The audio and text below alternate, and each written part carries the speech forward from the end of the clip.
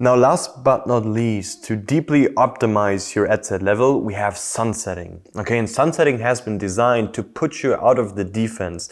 Just in life, the second you go out of offense into defense, you start losing. Right? And same thing in Facebook media buying. Sunsetting, it's going to have an eye on all your ad sets 24/7.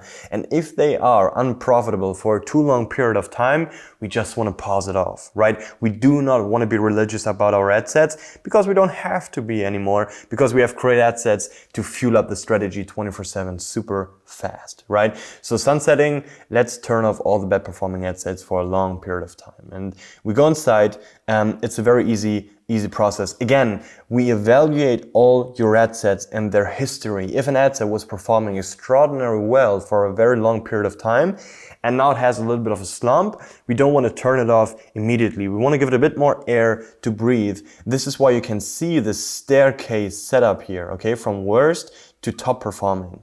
Okay. Again, our algorithms have already calculated the ideal setup for you. In most cases, you can just run with what you have here and life is good. If you want to tailor it here in the beginning, you can change the percentage by which we decrease the budget. Because first, we decrease the budget on an ad set if it didn't generate a purchase for a long period of time. Then we turn it off to revive performances again. This is a so-called Punisher method. It works quite often. So we have integrated this into our application. So you can set the percentage by which you want to decrease.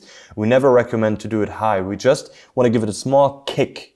We don't want to take the wind out of the sail, just a small kick. So 10%, 15%, that's kind of the ballpark we want to play in.